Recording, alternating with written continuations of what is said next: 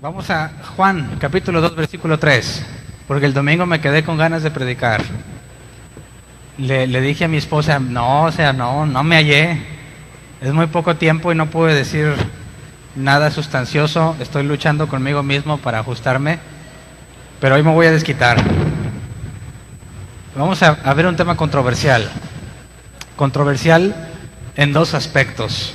Uno en cuanto a María, la madre de Jesús, y otro en cuanto al vino. Juan 2.3 dice, cuando el vino se acabó, la madre de Jesús le dijo, ya no tienen vino.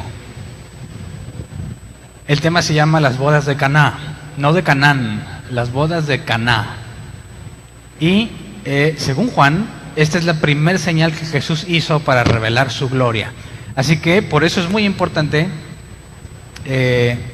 y por lo mismo polémico que la primer señal que Jesús hizo parece indicar que no nació de él, sino que fue movido a hacerla, y fue María, su madre, quien lo movió a hacerla. De hecho, de estos pasajes, los católicos, nuestros amigos católicos, aseguran que fue María quien provocó que Jesús iniciase las señales de su ministerio, y que hoy en día María sigue haciendo lo mismo, porque como vamos a leer ahorita, pareciera que Jesús no estaba interesado en ayudar, pero como María le pidió que hiciera algo al respecto, y Jesús lo hizo, pareciera indicar que fue gracias a María que Jesús inició sus señales milagrosas, y que por esa misma razón pueden confiar que si le vuelves a pedir a María algo, María tiene la capacidad de influir sobre Jesús para que te lo conceda, aunque Jesús no quiera. ¿Por qué? Porque esto es lo que parece que leemos. Vamos a leer Juan 2, del 1 al 12. La historia completa dice: al tercer día se celebró una boda en Caná de Galilea, y la madre de Jesús se encontraba allí. También habían sido invitados a la boda Jesús y sus discípulos.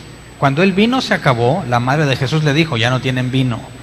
Mujer, ¿qué tiene que ver conmigo? ¿Eso qué tiene que ver conmigo? Respondió Jesús, todavía no ha llegado mi hora. Su madre dijo a los sirvientes, hagan lo que les ordene. Había allí 6 tinajas de piedra de las que usan los judíos en sus ceremonias de purificación. En cada una cabían unos 100 litros. Jesús dijo a los sirvientes, llenen de agua las tinajas, y los sirvientes las llenaron hasta el borde. Ahora saquen un poco y llévenlo al encargado del banquete, les dijo Jesús. Así lo hicieron. El encargado del banquete probó el agua convertida en vino sin saber de dónde había salido, aunque sí lo sabían los sirvientes que habían sacado el agua. Entonces llamó aparte al novio y le dijo, todos sirven primero el mejor vino, y cuando los invitados ya han bebido mucho, entonces sirven el más barato. Pero tú has guardado el mejor vino hasta ahora. Esta es la primera de sus señales. La primera de sus señales, la hizo Jesús en Caná de Galilea. Así reveló su gloria y sus discípulos creyeron en él. Después de esto, Jesús bajó a Capernaum con su madre, sus hermanos y sus discípulos, y se quedaron allí unos días. Entonces, parece que Jesús no quería hacer nada, pero María le influye o lo mueve o motiva, como quieras llamarlo, a que Jesús les ayude. Sobre todo en la parte cuando Jesús le dice, ¿qué tienes conmigo, mujer? ¿O eso qué tiene que ver conmigo? Y María le dice a los sirvientes, hagan lo que él dice. Y Jesús, yo me lo imagino, si quisiera verlo desde esta perspectiva, me lo imagino como un adolescente regañado, que le dicen, vas a hacer esto, ay, ama, quién sabe qué, ahorita lo va a hacer, como si le dijera a los sirvientes, ahorita Jesús les va a decir, o sea, a fuerza que va a decir. Está haciendo su berrinche Jesús, pero parece que María le dice, hagan lo que él les dice, como si estuviese ejerciendo presión sobre Jesús, y Jesús pareciera que cede a la presión y hace el milagro, que según Juan es el primer milagro. Entonces, realmente María forzó o influenció, si no lo quieres ver tan grave, influenció a Jesús para que Jesús hiciera su primer milagro, porque parece que la respuesta de Jesús es, o sea, ¿eso qué tiene que ver conmigo? Pero terminó haciéndolo como quiera, ¿no? Entonces, ¿cómo le hacemos nosotros, con este caso? Realmente le puedes pedir hoy a María, y aunque Jesús haya dicho, no, Hernán no se lo merece, como los católicos aseguran, dicen, ¿tú le harías caso a tu mamá? Yo le digo, pues sí, Dice, bueno, y si tú no quieres hacer algo y tu mamá te lo pide, bueno, pues a lo mejor sí. Bueno, pasa lo mismo con Jesús, dicen ellos. Jesús está tan ocupado con las cosas que tiene que hacer, y quizás Jesús ya decidió que no te va a ayudar, pero nunca será igual que tú se lo pidas a que María, su madre, se lo pida. Es como si fueses a pedir algo al presidente, y pues muy seguramente no te va a hacer caso, pero ¿qué tal si tú tienes como amiga a la mamá del presidente? Y le pides a la mamá del presidente que le diga que lo haga, ¿no? ¿A quién le hará más caso el presidente? ¿A mí o a su mamá? El católico dice, pues a su mamá. Entonces, ¿qué será mejor? ¿Que tú le pidas algo directamente a Jesús o que se lo pidas a su madre? Desde esa lógica dicen, no, pues sí, cierto. Y le siguen con los demás. Imagínate, ¿qué será mejor? ¿Que tú le pidas algo o que el mismísimo apóstol Pablo se lo pida? ¿Qué será mejor? ¿Que tú se lo pidas o que se lo pida Pedro? Dices, no, pues Pedro, Pablo, Juan no se comparan conmigo. O sea, yo estoy años de distancia, yo no soy tan bueno como ellos. Así que seguramente les va a hacer más caso a ellos que a mí. Y utilizan este tipo de pasajes para sustentar su doctrina. Ahora, yo quiero ser justo en el análisis que vamos a hacer para no ponerle nada que no venga en la Biblia y determinar por la Biblia misma si este tipo de conclusiones de que María influencia a Jesús o que Jesús es más fácil que sea movido si María se lo pide a que se lo pida yo, si estas conclusiones están o no basadas en la Escritura. Porque sería un problema muy grave para nuestros amigos católicos si bajo la propia Biblia no hay nada que soporte sus conclusiones en cuanto a María como intercesora. Y segundo, muchos aseguran que tomar vino es pecado, ¿verdad? Si fuese pecado, ¿por qué Jesús les da 600 litros del mejor vino que había probado el encargado del banquete? Si realmente tomar vino es pecado y Jesús se da cuenta que no tienen vino, no les diría, ándele, qué bueno, para que dejen de andar pecando. Pero no hace eso, sino que les transforma 600 litros de agua en el mejor vino que había. ¿Por qué Jesús los hace pecar de esa forma? Si es que tomar vino es pecado. Así que tenemos dos cosas. Nuestros amigos católicos aseguran una cosa y muchos amigos protestantes aseguran otra. Así que analicemos a detalle toda la historia, porque hay preguntas muy interesantes que quizás no te has hecho. Preguntas que nos van a llevar a entender bajo la propia Escritura qué es lo que está sucediendo aquí y por qué Juan decide escribir esta señal, la primera, y poner escrito el hecho de lo que Jesús le dijo a María: ¿qué tienes conmigo, mujer?, según la versión 60. Así que empecemos a cuestionarnos todo este asunto. Vamos a leer el 1 y el 2. Juan 2, 1 y 2 dice: al tercer día se celebró una boda en Caná de Galilea y la madre de Jesús se encontraba allí. Primero, Juan está diciendo, hay una boda y María ya está ahí, pero no la llama por su nombre, le llama la madre de Jesús. Y esto es extraño porque vamos a ver que en Juan 19, Jesús le encomendó a su propia madre se la encomendó. ¿A quién? A Juan. Y Juan dice, se encontraba ahí la madre de Jesús, pero intencionalmente decide no escribir su nombre, ni llamarla por su nombre. Dice, ahí estaba la madre de Jesús. También había sido invitados a la boda Jesús y sus discípulos. Así que hay dos situaciones distintas, ¿verdad? La madre de Jesús ya estaba ahí y también fueron invitados Jesús y sus discípulos. Ahora, si sabemos, los que estuvieron en el curso de Apocalipsis, ya habíamos estudiado la tradición sobre las bodas, ¿verdad? Y sabemos que en una boda se parece también a las de rancho, de por acá de nuestras regiones. Hay una boda en el rancho, matan una vaca o un cerdo y hay mucha carne, ¿verdad? Así que invitan a todo el pueblo, el que quiera ir está invitado. Y sabemos que en las tradiciones en cuanto a las bodas de aquel tiempo, también se invitaba al pueblo. Pero María, Jesús y los discípulos no son de Caná, ¿verdad? María y Jesús son de Nazaret. Los discípulos pues ahí revueltito, pero no son de Caná. ¿Por qué los invitaron a ellos si no son del pueblo? Ahora, sabemos que Jesús y los discípulos andaban de pueblo en pueblo, ¿verdad? Así que es probable que la boda coincidiera con la presencia de Jesús y los discípulos en ese pueblo. Yo pudiera entender que si Jesús y sus discípulos andan en Caná y hacen una boda, ¿no lo invitarían? Está allí. Pero sabemos que la madre de Jesús no viajaba con Jesús y los discípulos. ¿Se acuerdan el pasaje donde dice Jesús, tu madre y tus hermanos te buscan? Y Jesús dice, mi madre y mis hermanos son los que hacen la voluntad, y no permitió que llegaran a él. Así que María no andaba con Jesús siempre.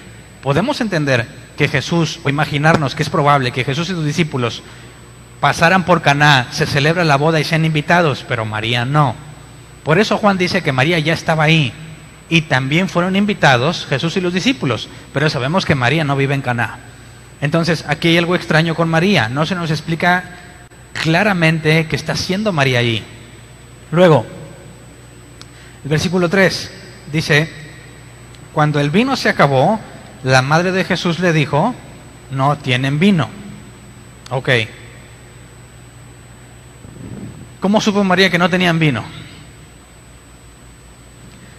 ¿Todos en la fiesta ya sabían que no había vino? ¿O cuál es la trascendencia del hecho de que no haya vino? Porque recordemos brevemente la tradición en cuanto a las bodas. El muchacho quiere casarse con una muchacha, tiene que llevar una dote, un precio que muestre dos cosas: el valor que la muchacha tiene para él y la capacidad que él tiene para mantenerla. El papá es quien decide, según la dote presentada, si le entrega a su hija o no. Así que la dote tenía que ser algo que dejara en evidencia que puedes con la responsabilidad y que convenza, a tu futuro suegro. Así que, ¿le llevarías cualquier cosa? No. Si realmente quieres a la muchacha, no. Y si la muchacha es atractiva, con mayor razón no. Porque no serías el único que haga propuestas, ¿no? Así que si este hombre que quiere desposar a esta mujer realmente quiere ganarse al suegro, ¿qué tanta dote debía presentar? Ahora, el objetivo es convencerlo, ¿verdad? Si el papá dice, está bien, me convences, me parece que lo que traes me deja satisfecho en cuanto al valor que ella tiene para ti y en cuanto al futuro que ella tiene contigo, ¿verdad? Si el suegro, si el joven es capaz de convencerlo a su futuro suegro, se hace un trato y quedan desposados, son comprometidos. Y él tiene que ir a construir el lugar donde van a vivir, y cuando esté listo, regresa por la muchacha, que según la tradición se hace en la noche. Y hay toda una procesión con antorchas y muchas cosas para que lleguen a la aldea, al pueblo donde la muchacha. Y en curso de Apocalipsis abundamos mucho en ese tema, que por tiempo no lo voy a ver, pero la muchacha tiene que salir junto con el novio y los invitados de la novia hacia la casa que el novio preparó. Y como los israelitas recibieron tierras repartidas por Dios, cada tribu debe permanecer en sus tierras. Si a un hombre le asignan un terreno y tiene hijos, de ese mismo terreno le da a sus hijos. Así que prácticamente van a vivir cerquita de donde vive los papás del novio, que es donde el muchacho construye su casa. Mientras el novio y la novia están en la recámara nupcial durante 7 días, todos los invitados de la novia que acudieron a la celebración celebran un banquete que duraba hasta 7 días. Leamos Jueces 14, 10 al 12, que nos da información en cuanto a esto. Dice: después de eso, su padre fue a ver a la mujer. Allí Sansón ofreció un banquete como era la costumbre entre los jóvenes. Cuando los filisteos lo vieron, le dieron 30 compañeros para que estuvieran con él. Permítanme proponerles una adivinanza, les dijo Sansón. Si me dan la solución dentro de los 7 días que dura el banquete, yo les daré 30 vestidos de lino y 30 mudas de ropa de fiesta. Y aquí vemos claro esto. Es Sansón, el novio, quien, cuando junto con su padre, hacen todo lo que requiere de la boda, la casa y el banquete. Así que el banquete corre por parte del novio, principalmente por parte de su padre. Entonces, ¿qué tan grave sería si en alguno de los 7 días antes de que se acabe el banquete se queda sin vino? ¿Qué implicaciones tiene? Si tú fueras el novio y fuiste y diste una dote y dices que tú puedes y que le vas a dar una vida bien y te quedas sin vino, ¿cuál es la razón para la que te quedes sin vino? Yo veo 2 razones. 1, quizás son altas horas de la noche y no hay dónde comprarlo. 2, no tienes dinero para comprarlo, ¿verdad? Creo que todavía sería un tanto menos vergonzoso, porque se supone que tú estás mostrando con la dote y con el banquete que puedes, ¿verdad? Te quedas sin vino. Yo pienso que puedes decir, oye, es que se me acabó, pero mañana compramos.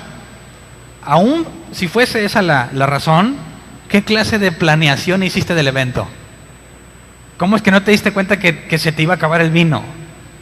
¿No se acuerdan que dijo Jesús que el hombre que va a construir una torre primero tiene que asegurarse que tiene todo lo necesario para terminarla, porque si no, será la vergüenza de sus amigos? Entonces, era un hecho vergonzoso el que decir, ay, es que no me di cuenta que se me acabó el vino, mañana compramos. Eso como que ya los deja mal, pero más mal si ya no hay dinero para comprar. Y de hecho, algunos comentaristas bíblicos aseguran que se podía demandar legalmente al padre del novio o al novio si durante el banquete sucedía algo así. ¿Por qué? Porque habían hecho un pacto, ¿verdad? Que si se quedan sin recursos, están demostrando que lo que ofrecieron como dote es una pantalla para convencerlo y que realmente no tienen la capacidad para sostener a la muchacha. Pero entras en un grave conflicto, porque si la muchacha ya se durmió con el novio y resulta que no tienen los medios y que todo era una pantalla, se demandaba legalmente porque la muchacha había sido deshonrada.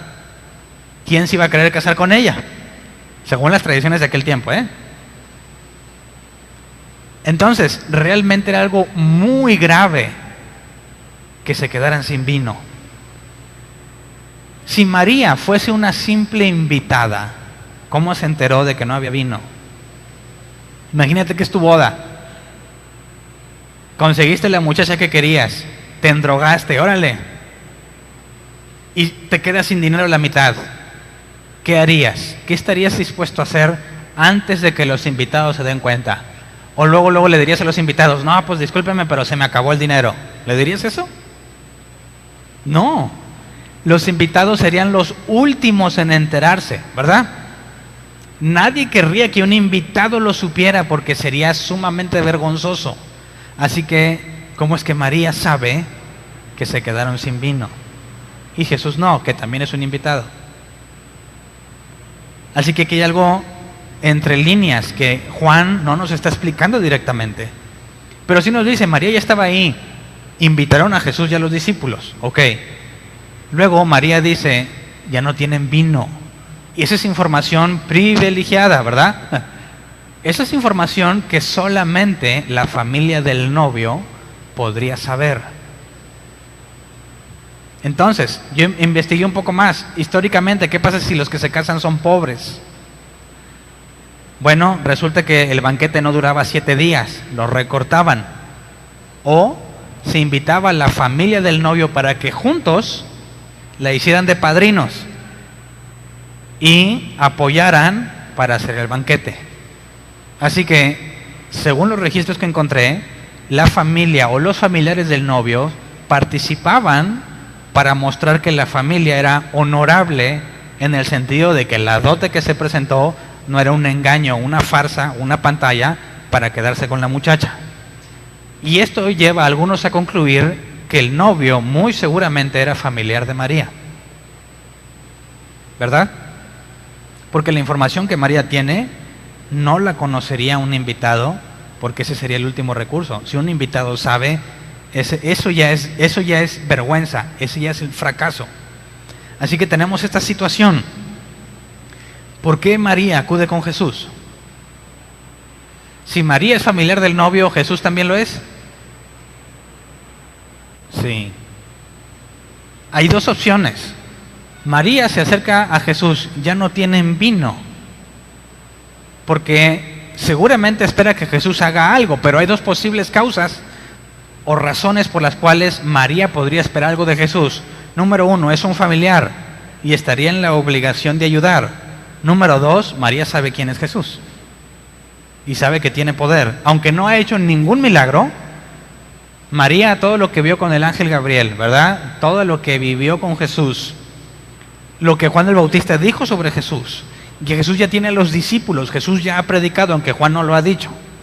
Pero María podría acudir a Jesús para esperar que haga algo milagroso para ayudarlos. ¿Esperaría que Jesús le diera dinero? Jesús siempre dejó en claro que él no tenía dinero, ¿verdad? Que ni siquiera tenía dónde vivir. Así que no tendría sustento la idea de que María está pidiéndole una cooperacha. Porque aparte, si le pidiera una cooperacha, Jesús podría sacar para todos los invitados. Acuérdate que no son poquitos, se invita al pueblo. Así que sería difícil concluir que María está buscando dinero. Más bien parece que busca: Jesús, tú eres el Mesías. ¿No sería una perfecta oportunidad para que muestres tu poder ante esta situación con tus parientes? Uno, el hecho de que espere un milagro por ser el Mesías. Y dos, puede esperar un milagro porque Jesús probablemente es familiar y estaría moralmente obligado a ayudar a guardar el honor de la familia. Pero como quiera, María, cuando se acerca con Jesús, de alguna forma ella está pensando que Jesús puede solucionar el problema, ¿verdad? Entonces, ¿qué es lo que Jesús responde? Versículo 4, Juan 2:4 dice: mujer, ¿eso qué tiene que ver conmigo? Respondió Jesús: todavía no ha llegado mi hora. Leamos la versión 60. Jesús le dijo: ¿qué tienes conmigo, mujer? Aún no ha venido mi hora. ¿Qué le dijo Jesús? ¿Que sí o que no? ¿Esto es un sí o es un no? Ahora, ¿por qué le dice así a su mamá? ¿Qué tienes conmigo, mujer? No le está llamando mamá ni le llama María, le llama mujer. ¿Qué tienes conmigo, mujer? ¿Qué clase de respuesta es esta? Sobre todo siendo quien es Jesús, no es el Mesías. ¿Cómo puede tratar de esa forma a su madre cuando el mandamiento en la ley de Moisés es: honra a tu padre y a tu madre? Esto es un problema serio para nuestros amigos católicos, porque ellos jamás le contestarían así a María. ¿Por qué Jesús le contesta así a María? Y ahorita les explico qué es lo que ellos concluyen. Pero yo, para ser justo, yo me puedo imaginar cualquier cosa de aquí, pero si oye agradable lo que le está diciendo, si oye como que le está diciendo que sí, pero tampoco le está diciendo que no. Pero leamos la Escritura, porque esta frase, ¿qué tienes conmigo, mujer?, no es la única vez que la encontramos en la Escritura. ¿Qué tienes conmigo o qué tengo que ver yo contigo? Son frases que se han usado en el Viejo Testamento y en el Nuevo Testamento. Leamos un ejemplo, Jueces 11:12. Dice: entonces Jefté, bueno, la versión 60 que lo traduce literal, Jueces 11:12, versión 60, dice: y envió Jefté mensajeros al rey de los amonitas diciendo: ¿qué tienes tú conmigo que has venido a mí para hacer guerra contra mi tierra? Es exactamente la misma frase: ¿qué tienes conmigo, mujer? Jefté le dice al rey de los amonitas: ¿qué tienes tú conmigo? ¿Por qué le dice esto? Los amonitas llegan listos para invadir, para atacar, y ese es el mensaje que le manda: ¿qué tienes conmigo? ¿Por qué vienes a hacerme la guerra? O sea, ¿tú qué? ¿Tú y yo qué? ¿Por qué vienes a atacarme? De la nada, no se han peleado, no ha pasado nada. ¿Por qué? ¿Qué tienes tú conmigo? Segunda de Samuel 16:10, Reina Valera 60, dice: y el rey respondió: ¿qué tengo yo con vosotros, hijos de Sarbia? Si él así maldice es porque Jehová ha dicho que maldiga a David. ¿Quién pues le dirá por qué lo haces así? Nuevamente la frase del rey cuando lo están maldiciendo. David, rey David, con los que procuraban defenderlo. ¿Qué tengo yo con ustedes? ¿Por qué te andas metiendo? Él me está ofendiendo, déjalo. Dios se lo permitió.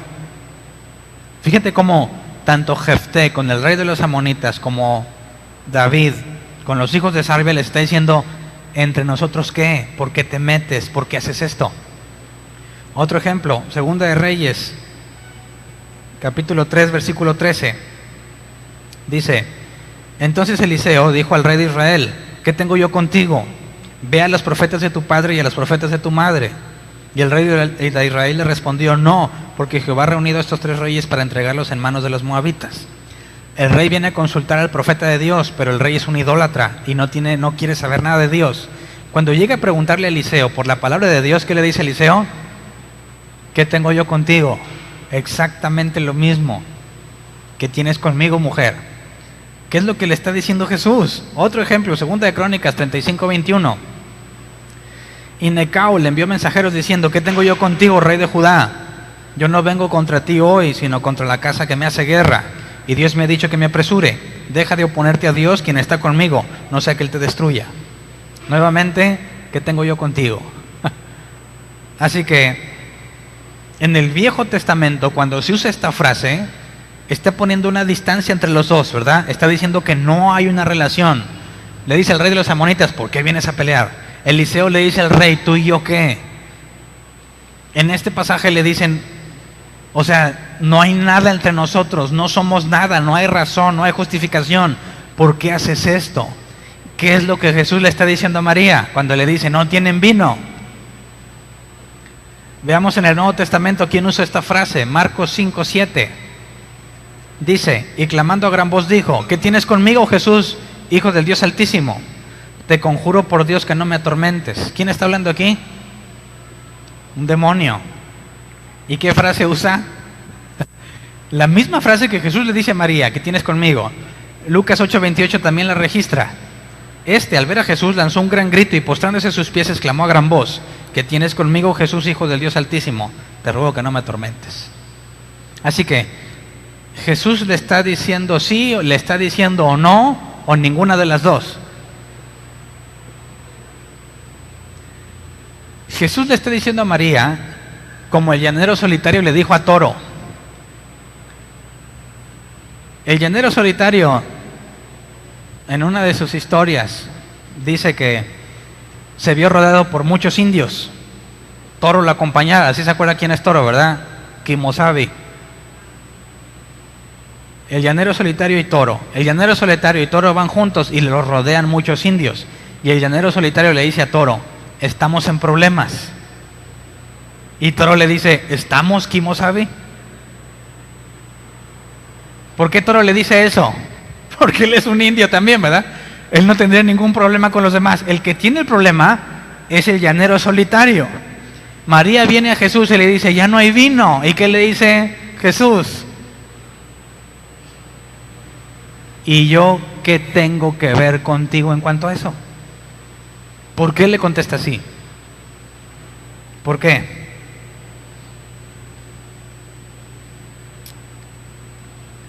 ¿Qué tienes conmigo, mujer? ¿Qué tengo yo contigo, mujer? La palabra mujer, ¿la está maltratando? ¿Le está hablando feo? No. La palabra mujer es el griego, aquí lo tengo apuntado, guné, que se traduce como mujer o señora, y se le llamaba guné a una mujer de cualquier edad. Y según encontré, la palabra guné es la forma más respetuosa de dirigirse a una mujer. Así que Jesús no le está hablando feo, pero sí está dejando algo en claro. No le llama María, no le llama madre, le llama de forma respetuosa como cualquier otra mujer. ¿Qué tienes conmigo, mujer? Entre tú y yo no hay relación. ¿Pero cómo que no la hay? ¿Sí la hay o no? Es su mamá. ¿Por qué Jesús le dice, entre tú y yo no hay relación? Yo no tengo nada que ver con ese problema. Jesús está dejando en claro una situación que nos enteramos en el versículo 5, Juan 2:5.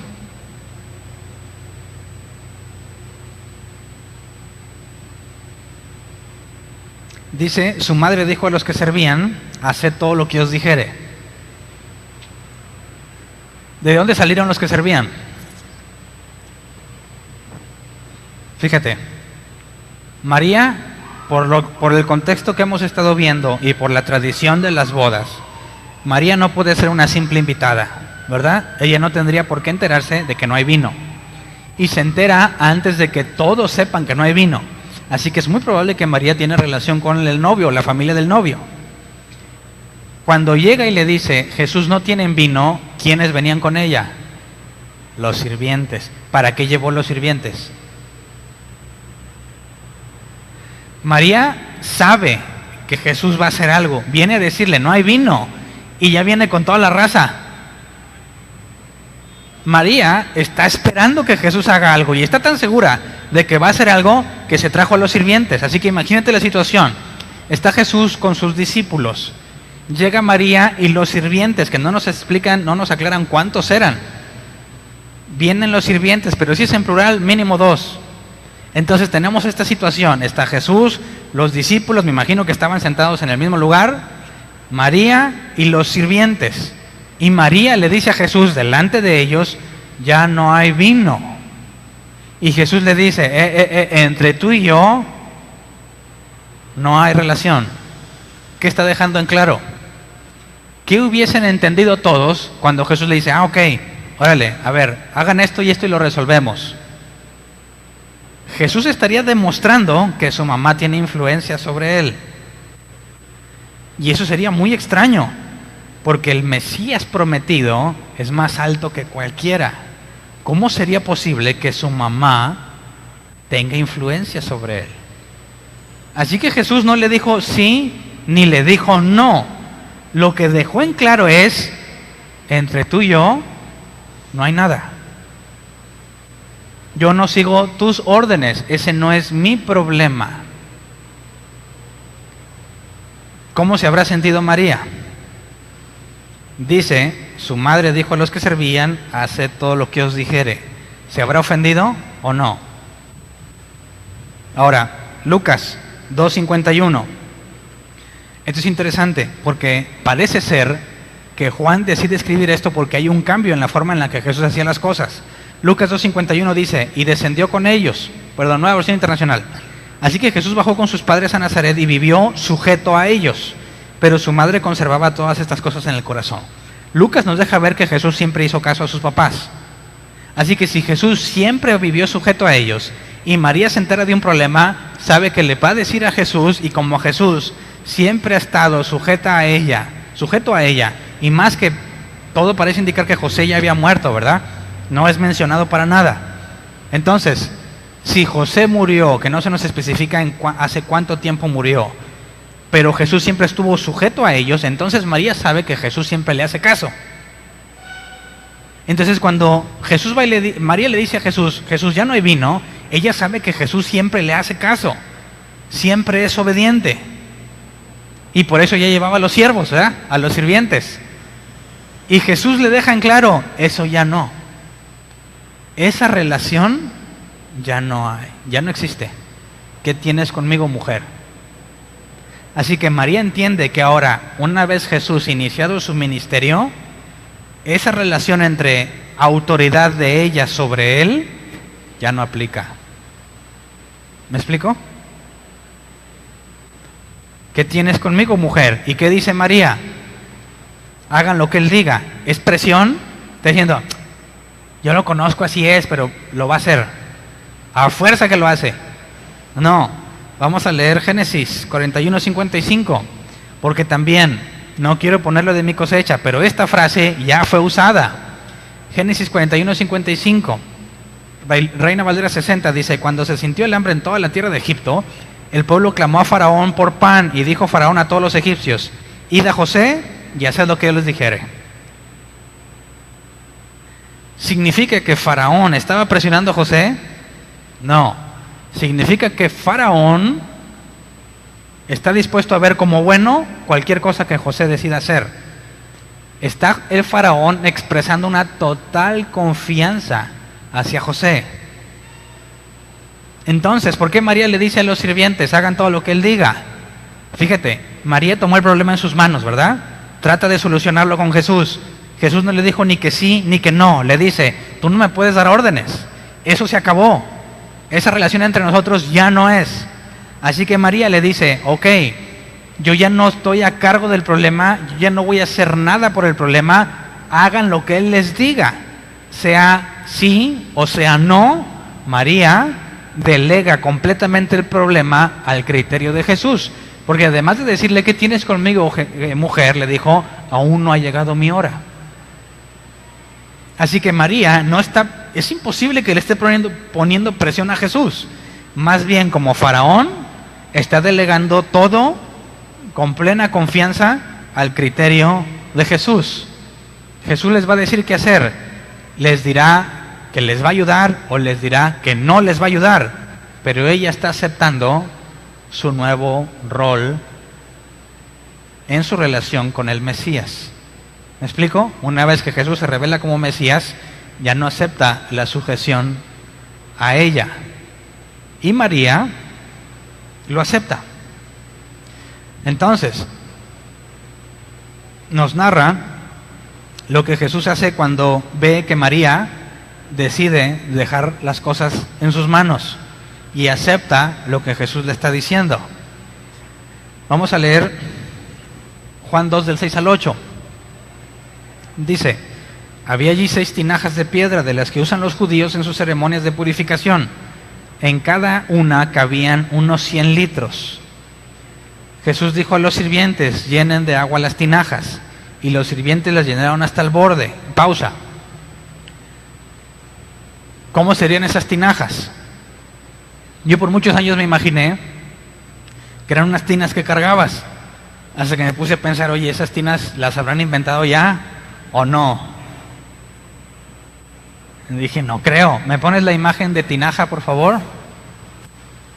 Les voy a mostrar la imagen de una tinaja que han encontrado que servía precisamente para los ritos de purificación. Está muy chiquita la imagen, pero no pude encontrar una con una persona a un lado, pero le caben 100 litros de agua. Así que no era una tinita, ¿verdad? ¿Quién ha ido a un lugar, un rancho, donde no hay agua entubada, le llaman? Y que tiene que pasar una pipa o abrir un tanque y llenan unos botes. Y esos botes ahí los tienen, ¿verdad? Y cuando ocupan agua, de ahí van y lo agarran. Bueno, lo que han encontrado es que las tinajas, como una de esas, ahí estaban.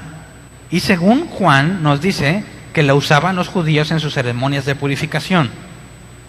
Vamos a Marcos 7, 3 al 4, porque Marcos nos explica qué es lo que hacían los judíos y los fariseos. Dice Marcos 7, 3 al 4, en efecto, los fariseos y los demás judíos no comen nada sin primero cumplir con el rito de lavarse las manos, ya que están aferrados a la tradición de los ancianos. Al regresar del mercado no comen nada antes de lavarse y siguen otras muchas tradiciones, tales como el rito de lavar copas, jarras y bandejas de cobre. Hay otro pasaje que no tuve el tiempo de checar donde dicen que se lavan hasta los codos. Entonces, quiero que te imagines esta situación. Es un banquete, tienes a todos los judíos ahí. ¿Qué tenían que hacer primero antes de comer? Ahora, ¿cómo se lavaban? Llegan sucios, ¿verdad? ¿Cómo le hacías? ¿Quién ha ido al rancho? Normalmente hay un frasquito, un recipiente, o así con la mano, ¿verdad? Y el agua, y le vuelven a meter, y ya se los enjuagan. Eso es una opción. La otra es que metan la mano ahí. ¿Cuántos invitados habría si estás invitando a todo el pueblo? ¿Esa agua que se junta ahí es para beber? Definitivamente no. Esa agua no podría usarse para beber. Si estos son tan exagerados de que dicen, vengo del mercado, no, primero me lavo, ¿tomarían agua de ahí? Definitivamente no. Vemos que los fariseos, Jesús les dijo, hipócritas, cuelan el mosquito pero se tragan el camello, porque en las copas tenían un dispositivo como una especie de colador que usaban para asegurarse que cuando tomaran no sucediera que un mosquito cayó sin que se dieran cuenta y se lo comieran, porque según la ley no puedes comer esos insectos. Entonces decían, ni por accidente. ¿Quién no se ha tragado una mosca en la coca cuando se descuida? ¿No le ha pasado? Hasta abejas se han comido cuando están las abejas en la coca. Siempre que te vas de día de campo, caen. Tú le das el tragote y ¡blah!, escupes la abeja. Para estos judíos o fariseos que no querrían quedar impuros por haber comido un insecto al lado, ponían esas cosas. Así que definitivamente el agua de esas tinajas no es para beber. Regresemos donde nos quedamos. Juan 2, 7. Jesús dijo a los sirvientes, llenen de agua las tinajas, y los sirvientes las llenaron hasta el borde. Yo no sé cuántos sirvientes eran, pero ¿cuánto te tardarías en trasladar 600 litros de agua? Suponiendo que las tinajas estaban completamente vacías. Yo más bien creo que no estaban completamente vacías, porque estás en el banquete y se tienen que acabar de lavar, ¿verdad? No podrían quedar vacías, muy probablemente les faltaba, o sea, estaban con distintos niveles cada tinaja, y se pusieron a llenarlas hasta el borde. Y luego dice, versículo 8, ahora saquen un poco y llévenselo al encargado del banquete, les dijo Jesús. Así lo hicieron. ¿Quién es el encargado del banquete? ¿Qué hace? Es el que se asegura que todo esté bien, ¿verdad? Ok. Imagínate que tú eres uno de esos sirvientes. Escuchaste todo lo que Jesús le dijo a su mamá y dices, híjole, aquí se están peleando y yo aquí estoy, nada que ver, qué momento tan incómodo. Pero te dice María, quizás tú no sabes exactamente quién es, pero dices, bueno, hagan todo lo que les diga, bueno, llenen las tinajas, son los sirvientes, tienen que hacerlo, ¿verdad? Eso es una cosa, y cuando le dice ahora sí, agarren un poco y dénsela de beber al encargado del banquete, ¿quién está dispuesto a tomarse esa agua? ¿Tú se la llevarías? Más, ¿tú te la tomarías? No, hombre, ahí se lavaron todos estos mugrosos. Ahora, ¿se la llevarías al que te paga? ¿Al encargado del banquete en el cual tú estás sirviendo? Le dirías, ten, y te va a decir, ¿y esto qué? ¿Qué le dices? Tú tómatelo. Me dijeron que te lo diera. ¿Y de dónde salió esto? Pues de las tinajas. ¿Cómo quedas tú ante tu jefe? No es una situación simple, no es algo fácil de obedecer.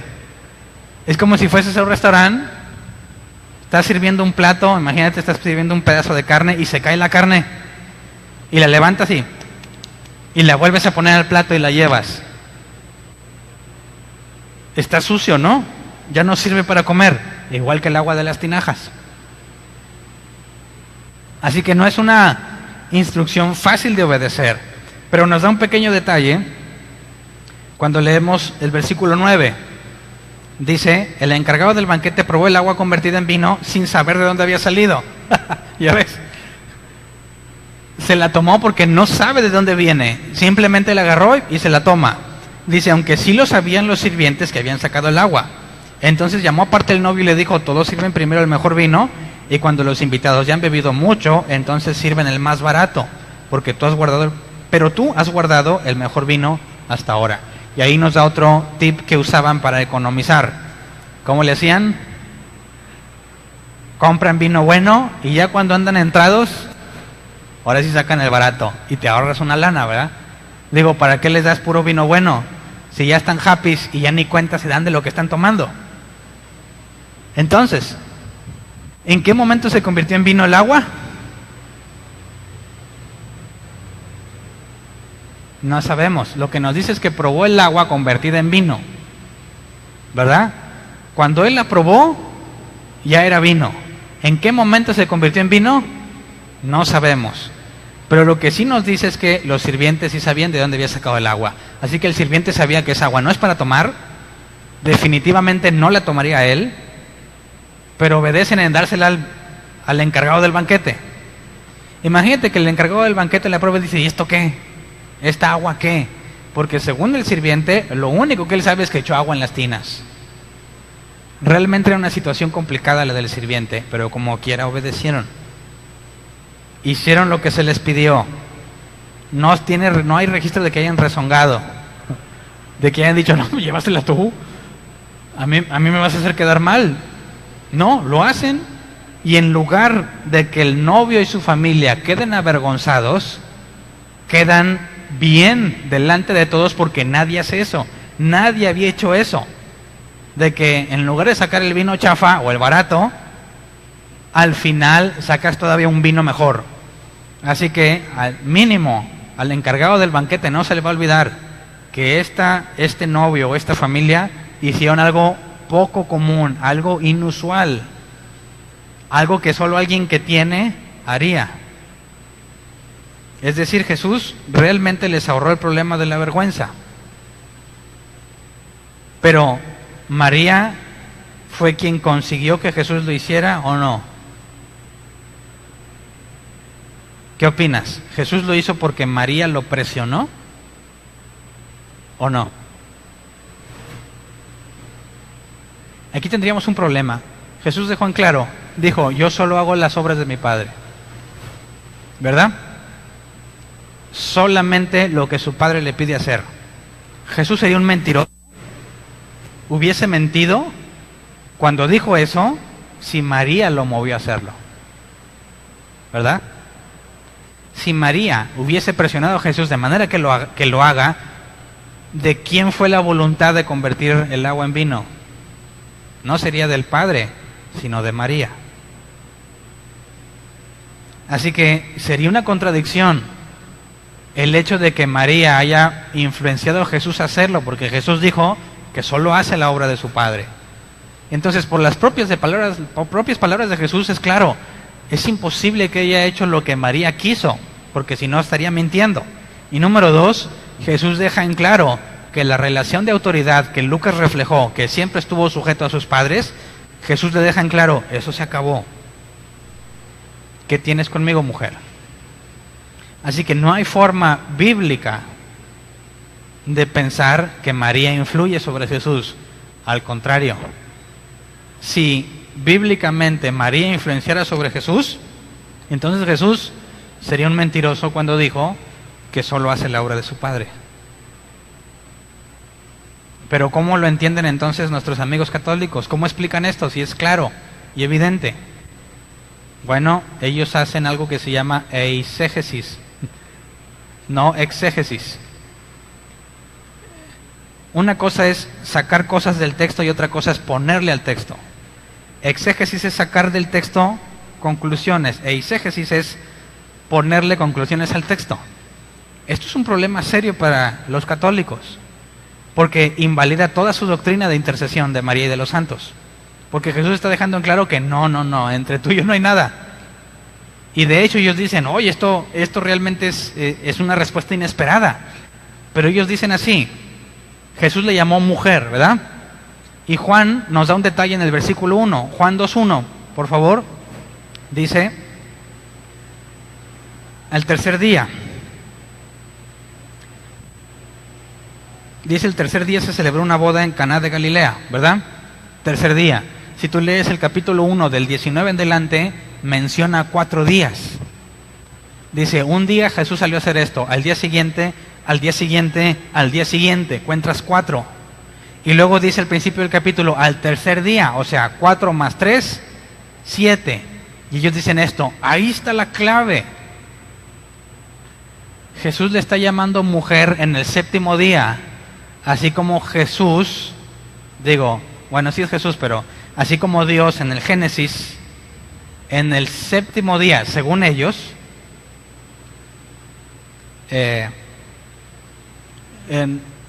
Adán le puso nombre a Eva. Y de alguna forma mágica ellos relacionan esto diciendo que cuando le dijo mujer, le está diciendo que es la nueva Eva. Y que ahora ella es la madre de todos, como Eva era la madre de todos los vivientes. Así que Jesús, en lugar de decir que no tiene relación con ella, está diciendo que ella es la nueva Eva, madre de todos. ¿De dónde se lo sacaron? No tengo la menor idea. No tiene ni lógica ni razón. No proviene del texto, pero es la única solución que han encontrado. que a pesar de que bíblicamente, por eso yo digo, siendo justo, la frase que Jesús le dijo a María no fue algo favorable. Está dejando en claro que no tiene relación con ella, pero nuestros amigos católicos no lo pueden aceptar porque se viene abajo toda su doctrina. Así que concluyen que de aquí ella es la nueva madre de todos porque Jesús le dijo Guné, a pesar de que la palabra Guné era comúnmente usada como una forma respetuosa referirte a una dama, una mujer. Algunos lo traducen como milady, una forma de respetuosamente llamarlo señora, ¿no? Como dices, señora, quítese. No, no es la misma palabra señora, sino de una forma respetuosa. Entonces, yo te lo dejo a tu conclusión. Si quieres sacar del texto, la respuesta es clara. Sin lugar a duda, Jesús está dejando en claro que no hay relación entre María y él. Porque él dijo, mi Padre que está en el cielo, yo provengo de él, hago solo su voluntad. No pudo haber hecho la voluntad de María, así como tampoco hizo la voluntad de Satanás cuando le dijo, convierte las piedras en pan. Y en cuanto al pecado del vino, ¿será pecado tomar vino? ¿Por qué Jesús convirtió el agua en vino? ¿Qué consecuencias morales nos trae esto? ¿Se habrá alguien embriagado con el vino que Jesús hizo? El maestro o el encargado del banquete le dice, este es el mejor vino. ¿En qué se basa? ¿Tiene que ver el alcohol o no? ¿Le puedes llamar vino a algo que no tiene alcohol? ¿Se habrán embriagado algunos con el vino que Jesús hizo? Y algunos se ponen a pensar y dicen, y esto ya está hablando no de los católicos, estoy hablando principalmente de los protestantes que dicen, no, este vino que Jesús hizo no tenía alcohol. ¿De dónde te sacas eso? De ningún lado. Le tienes que poner algo al texto, algo que el texto no dice. ¿Por qué no quieren que ese vino tenga alcohol? Pues porque ellos enseñan que tomar vino es pecado. ¿Cómo podría ser que Jesús haga algo pecaminoso? Pero tenemos que ir a lo que Jesús dice, no hay nada que entre al hombre que lo contamine, sino lo que sale de él. Y cuando dice contaminar no se refiere a que te enfermes, ¿verdad? Se refiere a tu condición de santidad, de pureza ante Dios. No hay nada externo que te quite la pureza, sino lo que sale de tu corazón. Por eso, tomar vino no puede ser pecado, porque no hay nada que te quite la pureza, sino lo que tú mismo haces. Pero sí vemos en la Biblia que embriagarse no es una obra del Espíritu Santo. Y si tú eres un hijo de Dios, haces lo que el Espíritu Santo te mueve a hacer, y definitivamente el Espíritu no te va a llevar a embriagarte. Entonces entendemos que bajo los requisitos de los obispos, de los diáconos, que sean sobrios, no dados a mucho vino. Pablo le dice, Timoteo, por tu causa de tus problemas estomacales, échate una copita de vino. Y rasgan tus vestiduras. Pablo, ¿cómo haces pecar a Timoteo? No es pecado tomar vino. El pecado, hamartia, errar al blanco, es embrutecerte con el vino. Así que, si alguien se embruteció con el vino de Jesús, ¿es Jesús responsable? No. Cada uno es responsable de su pecado, porque según Santiago, de su propia concupiscencia es arrastrado para pecar. Entonces, ¿qué concluimos en cuanto a las dos preguntas iniciales? Yo concluyo, es imposible, por lo que el texto dice, sin agregarle, sin quitarle, es imposible que María tenga influencia sobre Jesús, número uno. No la tuvo en vida, no la tuvo en vida. ¿Muerta la tendrá? Ahí tendríamos que hablar de dónde se van los muertos. Y tenemos otro problema. Imagínate que te digo, está bien, María tiene influencia sobre Jesús, está bien. Si yo le pido algo a María aquí en Monterrey, y alguien en los United States también le pide algo, y alguien en Japón también le pide algo, ¿a quién de los tres va a escuchar?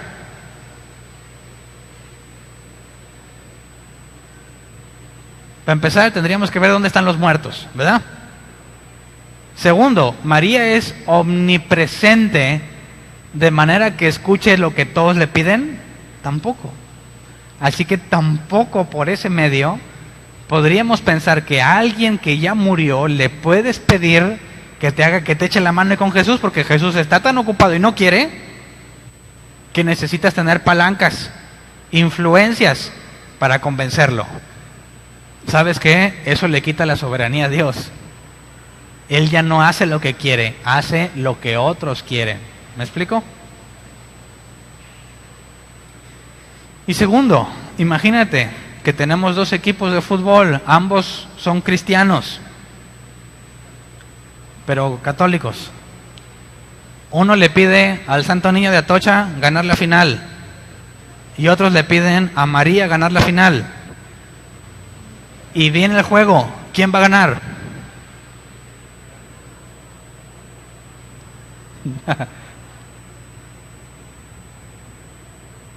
No tiene sentido, ¿verdad?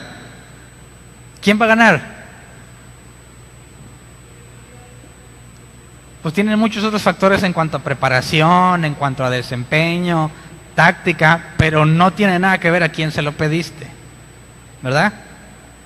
Así que sería un problema tratar de imaginarnos que realmente te pueden escuchar, número uno. Dos, que realmente pueden influenciar. Porque ¿a quién estás convirtiendo en un pelele? Es la palabra. Imagínate que uno le pide a María, otro le pide a San Juan. Convéncenos a Jesús, y están los dos en friega. Jesús, ¿qué onda? Deja que estos ganen, le dice Juan. Y María le dice, no, es mi hijo. Me vas a obedecer a mí, Jesús, porque yo soy tu madre. ¿A quién pones en calidad de pelele? A Jesús. Y eso es la peor aberración que se te puede ocurrir. Completamente contrario a lo que la Biblia dice. Así que no tiene ningún sentido pensar que María o que alguien más puede influir en un Dios soberano que tiene control de todo y que hace su voluntad. Entonces, las bodas de Canaán, creo yo, que Juan lo registra como un evento particular, a pesar de la relación personal que hay entre Juan y la madre de Jesús. Juan intencionalmente no menciona su nombre y deja en claro que Jesús rompe relaciones con su madre, de manera que nadie pueda pretender acudir a la madre de Jesús para ganar algo de él. ¿Sí me explico? Juan deja en claro desde el principio la primera señal de Jesús. En su primer señal rompió relaciones con su madre, de manera que no se te ocurra ir con ella para lograr algo. ¿Estás de acuerdo? Bueno, vamos a ponernos de pie y vamos a orar. Porque los cristianos lamentablemente cometen un error igual de malo. Porque van y le dicen a alguien, ora por mí, que tú estás más cerca de Dios que yo. ¿Verdad? Dime si no es lo mismo que un católico pidiéndole a María que le eche la mano con Jesús. Y los cristianos lo hacen, lamentablemente. Viene el profeta X, viene el ungido tal, el apóstol tal, ¿y qué quieren? Que oren por ellos, que los toquen, que los bendigan. Y tienen a sus santos vivos. Los católicos los tienen muertos, pero muchos cristianos los tienen vivos. Y piensan que van a conseguir convencer a Dios por medio de alguien más. Y es algo que el término bíblico para eso es idolatría, ¿verdad? Poner a alguien por encima de Dios, algo o alguien. Así que oremos para pedirle esto a Dios, que nos enseñe a librarnos de ese asunto. No pensar que somos tan malos que no nos va a escuchar, porque es contrario a la palabra. No pensar que somos tan alejados de Dios que necesitamos que alguien se lo pida, porque a mí no me va a hacer caso. Cuando Jesús enseñó que un hombre tiene 100 ovejas, se le pierde una, deja los 99 por ir a buscar a la que se extravió. Y eso somos nosotros. Es imposible que Jesús se sature de ocupaciones y no tenga tiempo. Le estás diciendo que no es todopoderoso. Es imposible que tú tengas que acudir a un ser humano cuando puedes acudir directamente a él. Yo no te estoy diciendo que no pidas consejo, pero pedir consejo no es lo mismo que tratar de conseguir un intercesor ante el Padre, porque el único camino entre Dios y el hombre es Jesús. Así que hace mucho había dado ese consejo, pero lo repito, antes de pedirle oración a cualquier persona, acude a Dios. No cometas el error de buscar intercesión. Tú tienes acceso a Él. Él está al alcance de una oración. No tienes por qué acudir a ningún ser humano a menos que no encuentres respuesta. Entonces sí, pregunta. Hay algo que no estás viendo, algo que no estás entendiendo. Pero nuestro primer objetivo es hablar directamente con Él. Te aseguro que en la gran mayoría de los casos vas a obtener respuesta directa. Si definitivamente no entiendes o tienes poco tiempo en las cosas de Dios, obviamente necesitas ayuda. Quienes acuden directo a Él es porque ya tienen una relación con Él, han aprendido cómo Dios te muestra cosas y sabes que puedes con toda confianza llegar a Él. Si eres nuevo, estás reciente, entiendo que no entiendas muchas cosas y se te tengan que aclarar primero para que puedas tener la confianza que se debe. Así que si tú eres reciente o tienes nuevo, no te asustes, no estás haciendo nada malo. Tienes que ser instruido, entender de qué se trata. Pero si tú ya tienes tiempo en el cristianismo y sigues acudiendo a una persona antes que Dios, estás en riesgo de estar en idolatría.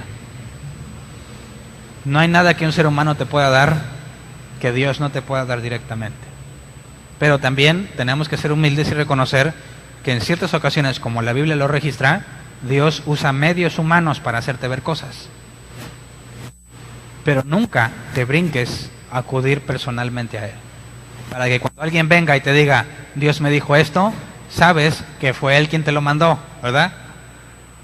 Sabes que tú ya le habías dicho a Él. Y cualquier persona que venga a ayudarte o cualquier pregunta que tú hagas y obtengas la respuesta, sabes que no proviene de la persona, sino que es el medio que Dios decidió usar para contestarte lo que le pediste.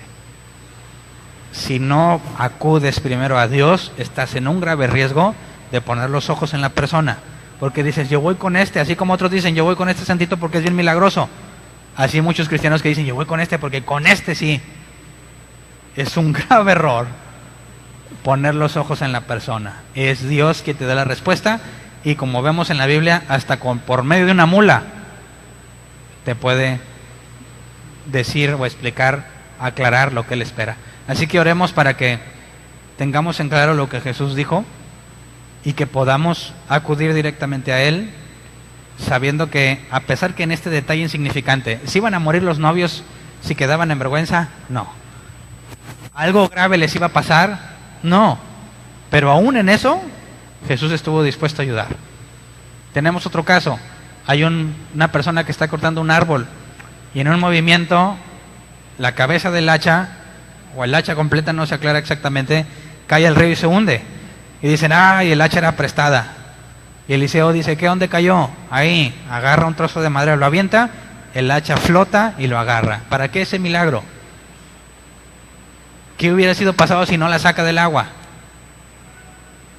Ese tipo de cosas como el agua en vino en las bodas de Caná nos deja ver que aún en cuestiones que no son de vida o muerte o de vital importancia, aún en esas cosas Dios está dispuesto a ayudar. Así que no le vayas a decir a Dios, Dios, mira, esto no te lo pido porque no vale, no tiene importancia. No. Tú dile a Dios todo lo que hay en tu corazón. Él toma la decisión de que sí, que no te adelantes. Hay cosas que tú puedes decir, Dios, es que esto a lo mejor no, o sea, esto es insignificante. No cometas ese error, no pienses por Él. Acércate con toda confianza y aún por más insignificante que sea, vemos en la Biblia que aún en esas cosas Dios puede responderte. Así que oremos. Señor, gracias, porque de entre tantas cosas que hacíamos antes, muchos de aquí le pedíamos a la Virgen, le pedíamos a los santos, a las figuras de piedra, a las figuras de madera, personas vivas o muertas, pedíamos de alguna forma que nos ayudaran, que te convencieran de que nos ayudaras porque nos sentíamos indignos, insignificantes y pensábamos que estabas tan ocupado que no tendrías tiempo para nosotros. Hoy hay algo que no ha cambiado, seguimos siendo indignos e insignificantes, pero nos has permitido conocerte, saber el amor que has reflejado hacia nosotros y que estás siempre al pendiente de nuestras oraciones aunque no somos dignos. aunque no lo merecemos. Hemos aprendido que tú te fijas en cada cosa que hacemos, en cada cosa que decimos, y algunas, aunque no son importantes, nos concedes vivirlas, tenerlas o experimentarlas. Hemos visto, hemos atestiguado que tú has sido fiel en cosas que ni siquiera esperábamos, Señor, en cosas que pensábamos que no nos ibas a ayudar. Muchas ocasiones tú extendiste tu mano, nos ahorraste vergüenzas, nos ahorraste problemas, nos ahorraste situaciones incómodas que no merecíamos, pero nos mostraste que nos escuchabas. Enséñanos a tener la debida imagen de ti, la imagen correcta de alguien que es todopoderoso, que está en todas partes al mismo tiempo, de manera que podamos hablar contigo antes que con alguien más. Enséñanos a ser como Jesús era. Jesús se apartaba para orar, Jesús dedicaba tiempo contigo para encontrar dirección, para encontrar descanso, para encontrar alivio. Acudía aún en los momentos más difíciles, cuando dijo que si es posible que pase de mí esta copa. Enséñanos a ser como Jesús era, a acudir a ti tal como somos, con nuestros deseos tal y como están. Líbranos de tratar de engañarte, de tratar de aparentar algo que no somos. Tú nos conoces tal cual somos, Señor, y te pedimos que nos concedas ser honestos y transparentes contigo. Aunque quisiéramos, sería imposible engañarte, porque como dijo el salmista, yo estoy desnudo delante de ti. No hay nada que nada que se pueda ocultar a tu vista. Así que enséñanos a vivir conscientes de esa realidad para expresarte lo que sentimos tal como lo sentimos, Señor. Enséñanos a acudir directamente a ti y a entender que en ciertas ocasiones tú has decidido usar medios humanos o algún otro medio natural para contestarnos, pero que siempre quede en claro que eres tú quien manda la respuesta, que tú eres el único camino, Jesús es el único camino entre Dios y los hombres, y no hay otro mediador entre Dios y los hombres. Ningún pastor, ningún hermano, ningún santo, ningún muerto, ningún vivo, solamente Jesús. Gracias por lo que has hecho con nuestras vidas, gracias por la idolatría de la cual nos sacaste. Concédenos seguir en tus caminos según tu voluntad. Gracias. Amén.